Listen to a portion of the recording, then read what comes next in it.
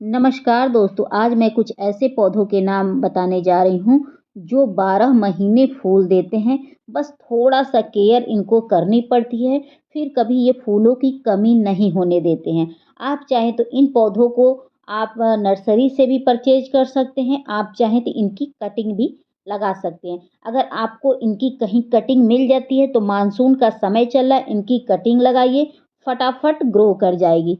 तो सबसे पहला पौधा ये मेरा गुड़हल का है, जो हाइब्रिड वैरायटी का है। बहुत अच्छे से इस पे फ्लावरिंग वगैरह आते हैं दोस्तों। अगर इसको आप 5 घंटे की धूप दिखा देते हैं, मिट्टी भुरभुरी तैयार कर देते हैं और महीने में 1 बार खाद देते हैं और समय-समय पर पानी देते हैं, तो ये पौधा आपको कभी फूलों की कमी नहीं महसूस करने देगा। तो इसको आप ज़रूर लगाइए। उसके बाद अगला पौधा ये केना लिली करके आता है, ये बल्ब से ईज़िली ग्रो कर जाता है। ये आपको रोड साइड में मिल जाएगा, नहीं तो अगर नर्सरी से खरीदना चाहते हैं तो 10 से 15 रुपए में आपको ईज़िली मिल जाएगा। अगर एक भी इसका बल्ब मिल जाता है, उससे ढेरों पौधे तैयार हो जाएँगे और ये पूरे साल फूल देते हैं दोस्तों और बहुत अच्छे से फ्लावरिंग करते हैं। इसको बस धूप अच्छी खासी मिलनी चाहिए, बाकी इसको कोई खाद नहीं देंगे, फिर भी ये पौधा बहुत अच्छे से चलता है। ये बहुत ही हार्डी और लो मेंटेनेंस प्लांट होता है, ठीक है? और एक बात बता दें कि अगर ये फूल नहीं जिस समय आपको दिखेगा तो ये पत्तियों से अपनी खूबसूरती को बरकरार रखता है, ठीक है? तो इस पौधे को आप ज़रूर लगाइए, बिना रुके इसको लगाइए, ठीक है? तो चलिए अगला पौधा दिखाते हैं। तो दोस्तों अगला पौधा ये मेरा सदाबहार का है, तो ये हाइब्रिड वैरायटी वाले पौधे होते हैं। ये भी ईज़ी टू ग्रो प्लांट होते हैं, लो मेंटेनेंस होते हैं। अगर आप इसको लगा लेते हैं एक बार, तो आपके गार्डन से जल्दी जाने का नाम नहीं लेंगे।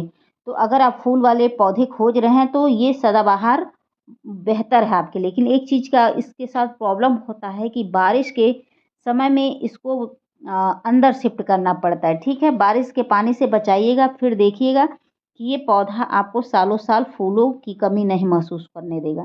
खाद की इसको ज़रूरत नहीं पड़ती है, लेकिन इसकी जो मिट्टी होती है, वो भुरभुरी माँगती है और जो धूप होता है, वो कम से कम 5 से 6 घंटे की धूप माँगता है, इससे कम नहीं, ठीक है?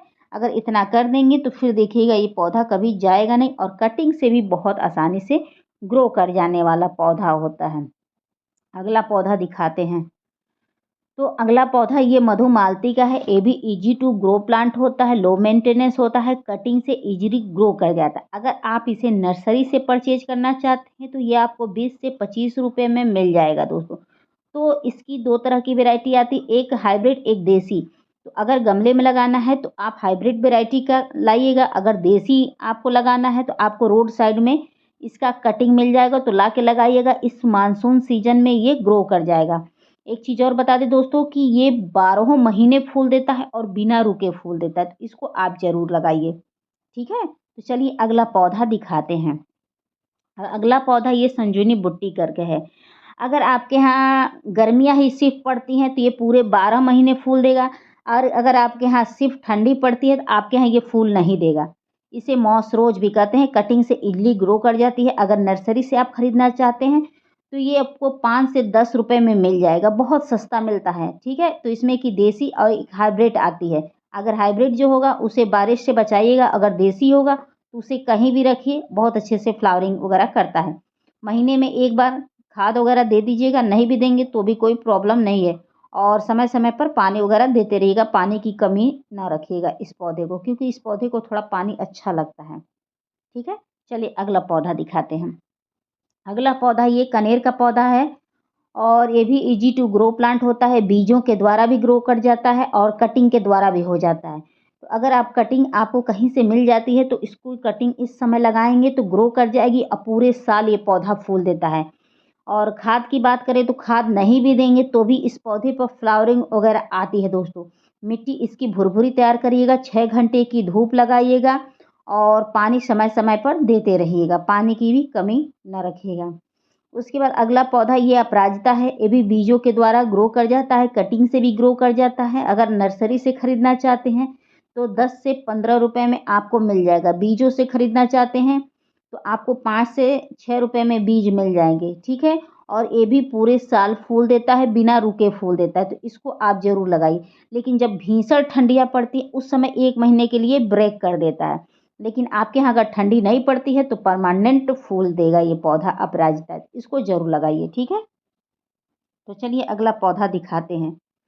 तो अगला पौधा ये एडेनियम का पौधा है दोस्तों, ये भी पूरे साल फूल देने वाला पौधा है, कटिंग से ग्रो कर जाता है और नर्सरी में अगर खरीदने जाएँगे तो थोड़ा ये कॉस्टली पड़ता है, ठीक है? तो मैं यही कहूँगी कि आप किसी से भी इसकी कटिंग माँग के लगा लीजिएगा, बहुत आसानी से ग्रो कर जाएगी। अगर आप बीजों से ग्रो करना चाहते हैं तो एक लंबे समय के बाद आपको अच्छा खासा पौधा मिलेगा। धूप की बात करें तो इसको धूप कम से कम 6 से 7 घंटे की दिखाइएगा। मिट्टी की बात करें तो मिट्टी एकदम भुरभुरी तैयार रखिएगा। पानी की बात करें तो पानी इसको ज़्यादा पसंद नहीं है, पानी चेक करके दीजिएगा और बारिश के पानी में इसको न रखिएगा। अगर लगातार आपके यहाँ बारिश हो रही है तो वहाँ से इसे हटा दीजिएगा, नहीं तो इसके जो पौधे होते हैं या ब्रांच कहिए या बल्ब कहिए वो गल जाते हैं, ठीक है? कोडेक्स गल जाते हैं। उसके बाद अगला पौधा ये देख सकते हैं गुल मेहंदी का है या बालसम कहिए, ये भी ईज़ी टू ग्रो प्लांट होता है और ये भी पूरे साल फूल देता है, लेकिन अपने एरिया के ऊपर भी निर्भर करता है, ठीक है? एक चीज़ और ध्यान रखिएगा, अगर आपके यहाँ गर्मियाँ पड़ती हैं तो ये फूल बहुत अच्छे से देगा, लेकिन ज़्यादा ठंडी पड़ती है तो वहाँ थोड़ा-सा ये कम हो जाता है। लेकिन मेरे यहाँ तो 12 महीने देता है, तो इस पौधे को आप ज़रूर लगाइए। बीजों के द्वारा ग्रो कर जाता है, अगर नर्सरी से खरीदेंगे तो आपको 10 से 15 रुपए में इसका पौधा मिल जाएगा। तो मैं यही कहूँगी कि आप एक बार पौधा लगा लीजिए, उसके बाद बीज इसके गिरते रहेंगे, अपने आप पौधे निकलते रहेंगे, अपने आप फूल देते रहेंगे। खाद वगैरह नहीं माँगता है, कोई मेंटेनेंस नहीं माँगता है, लेकिन धूप अच्छी खासी चाहिए, ठीक है? इस बात को ध्यान रखिएगा, धूप मिलेगा तभी ये पौधा अच्छे से फ्लावरिंग करेगा। उसके बाद अगला पौधा देख सकते हैं कि ये बहुत अच्छा गुलदावरी का पौधा होता है, ईज़ी टू ग्रो प्लांट होता है। बस इसमें प्रॉब्लम यही होती है कि यह ठंडी इलाके में 12 महीने फूल देता है, गर्मी वाले इलाके में 6 महीने फूल देता है। अगर आप ठंड वाले इलाके में रहते हैं तो इस पौधे को आप ज़रूर लगाइए, आपको ये परमानेंट फूल देगा और बिना खाद डाले देगा। पानी की बात करें तो पानी चेक करके दीजिएगा, ओवर वाटरिंग ना करिएगा, ठीक है? खाद की बात करें तो खाद भूले-भटके देंगे तो भी कोई प्रॉब्लम नहीं है और कटिंग से ईज़िली ग्रो कर जाएगा। नर्सरी से लेना चाहते हैं तो 10 से 15 रुपए में आपको बहुत अच्छे-अच्छे इसकी वैरायटी मिल जाएगी दोस्तों, ठीक है? तो अगर आप ठंडी वाले इलाके में हैं तो इस पौधे को ज़रूर लगाइए। अगर गर्मी वाले इलाके में है तो भी लगाइए, 6 ही महीना मिलेगा फूल, लेकिन मिलेगा बहुत अच्छा खासा मिलेगा। अगला पौधा ये जट्रोफा का है, इसको आप ज़रूर लगाइए, कटिंग से ईज़िली ग्रो कर जाता है। लो मेंटेनेंस प्लांट होता है, अक्सर आपको रोड साइड में देखने को मिलेगा, ठीक है? खाद वगैरह माँगता नहीं और कोई विशेष केयर माँगता नहीं, लेकिन गमले में लगाए हैं तो मिट्टी भुरभुरी तैयार रखिएगा और पानी हमेशा समय-समय पर देते रहिएगा, पानी की कमी ना रखिएगा। इस बात को ध्यान में रखिएगा। फिर देखिएगा कि ये पौधा कितने अच्छे से फ्लावरिंग करता है और इसमें की ढेरों वैरायटी आती है, कोई भी आप ले सकते हैं। एक बता दें कि एक तो हाइब्रिड आती है और एक तो देसी वाली आती है। हाइब्रिड लेंगे तो छोटे पर ही फूल देगा और देसी वाली लेंगे तो थोड़ा 4 फीट का हो जाएगा, तब उसपे फ्लावरिंग आपको देखने को मिलेंगी दोस्तों। तो इस पौधे को आप ज़रूर लगाइए, बिल्कुल ख़्याल नहीं रखना पड़ता है और बहुत अच्छे से फूल वगैरह आते हैं दोस्तों, ठीक है? चलिए अगला पौधा। तो अगला पौधा ये देख सकते हैं दोस्तों कि इसका नाम मेरे दिमाग से उतर रहा है दोस्तों, साल्विया करके आता है। तो दोस्तों अगर इसको आप लगा लेते हैं तो आपके गार्डन में पूरे साल फूल देता है, लेकिन ये भी अपने मौसम के अनुसार है। लेकिन इसका नाम थोड़ा-सा मेरे को कन्फ्यूज़न हो रहा है, इसका नाम आपको याद होगा अच्छे से तो प्लीज़ बता दीजिएगा। मेरे दिमाग पर नहीं चढ़ा, थोड़ी मेरी साँस फूल रही है, तो उसके लिए सॉरी दोस्तों। तो इसको आप ज़रूर लगाइए, ये भी बहुत अच्छे से फ्लावरिंग वगैरह करता है दोस्तों, बहुत ही लो मेंटेनेंस प्लांट होता है। एक बार अगर आप लगा देते हैं तो फिर आपको पलट के खाद वगैरह नहीं देना पड़ता है। लेकिन जब गमले में लगाते हैं तो मिट्टी हमेशा भुरभुरी तैयार करिएगा, बहुत अच्छे से फूल वगैरह आते हैं, गुच्छों में आते हैं, इसकी भी ढेरों वैरायटी आती है। तो मेरे पास इसकी 3 तरह की वैरायटी है, एक पिंक है, रेड है, एक वाइट है। तो आप कोई भी लगाइए, बहुत खूबसूरत लगता है, तो पिंक वाले देखें ही और ये रेड वाली है, बहुत अच्छे से फूल है। सावनी, इसको सावनी का फूल बोलते हैं दोस्तों, सावनी। सॉरी नाम मैं कुछ देर के लिए भूल गई थी, सावनी का पौधा है, तो इसको आप लोग ज़रूर लगाइए। ये बहुत अच्छे से फ्लावरिंग वगैरह करता है। इसकी वीडियो भी देखिएगा, मैं डाली हूँ पिछले काफ़ी समय हो गया क्योंकि इसमें खाद वगैरह देना नहीं पड़ता है, इसीलिए इस पौधे पर मैं ज़्यादा वीडियो नहीं लाती हूँ। और ये अपने आप फूल देता रहता है, इसमें मुझे मेहनत नहीं करनी पड़ती है। तो इस पौधे को आप ज़रूर लगाइए। बरसात का समय चल रहा है, अगर कटिंग से लगाना चाहते हैं तो लगा लीजिए, नहीं तो इसको बीजों के द्वारा भी आप ग्रो कर सकते हैं। आपको ये उसमें मिल जाएगा, पार्क वगैरह में मिल जाएगा। पार्क वगैरह में ये पौधा बहुत अच्छे से मिल जाएगा, अवेलेबल वहीं रहता है, वहीं अक्सर लगा भी रहता है। तो चलिए अगला पौधा दिखाते हैं। अगला पौधा ये गुलाब का पौधा है, ये भी ईज़ी टू ग्रो प्लांट होता है, लो मेंटेनेंस होता है। लेकिन ये मेरा देसी वाली वैरायटी है, हाइब्रिड वाली वैरायटी लो मेंटेनेंस नहीं होती है, उसके साथ बहुत तामझाम होता है। तो अगर गुलाब लगाना चाहते हैं तो देसी वाली लगाइएगा और पूरे साल देखिए फूल पाएँगे। अगर आप ठंडी वाले इलाके में रहते हैं तो कोई भी गुलाब लगाइए चल जाएगा, लेकिन गर्म इलाके में आप देसी ही वैरायटी लगाएँगे तो आपको फूल देखने को मिलेंगे। नहीं तो इंग्लिश वाली लगा लेंगे तो आपको ये समस्या आएगी, पत्तियाँ जल रही हैं, कलियाँ जल रही हैं, ब्रांच जल जा रहे हैं, ये वाली समस्या होती है। तो हमारे गर्म इलाके में ये सब सर्वाइव नहीं कर पाते हैं, आधे जीवन इनका बीमार रहने में बीत जाता। तो मैं यही कहूँगी कि आप देसी वैरायटी का गुलाब लगाइए, इसकी भी ढेरों कलर आते हैं, कोई भी कलर लगाइए लेकिन देसी लगाइए और बहुत अच्छे से आपको फूल वगैरह मिलेंगे दोस्तों।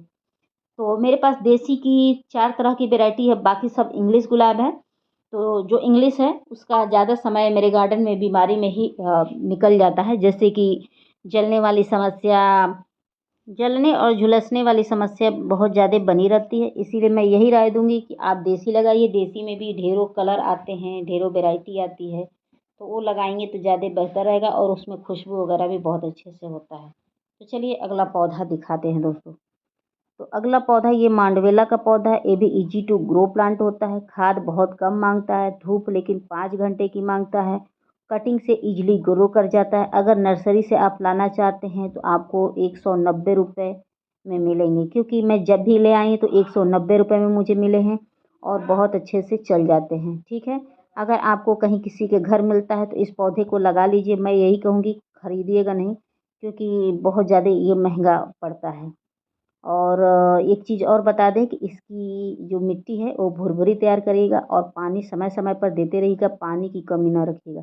पानी की कमी होती है तो बहुत जल्दी इसकी कलियाँ मुरझा जाती हैं और जो भी फूल वगैरह आते हैं समय से पहले गिर जाते हैं, इस बात को ध्यान रखिएगा। तो चलिए अगला पौधा दिखाते हैं। अगला पौधा ये टिकोमा का पौधा है, ये 12 महीने फूल देता है, इजी टू ग्रो प्लांट होता है, कटिंग से लग जाता है, बीजों के द्वारा लग जाता है, आपको रोड साइड में ये पौधा मिल जाएगा।